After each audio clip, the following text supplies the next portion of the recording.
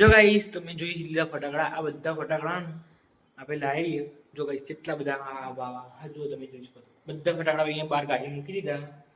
દીપક આવા બિલ્લુ આવા કોઈ જોવા મમ્મી તો જોઈ શકે ને એના માટે. બાકી જો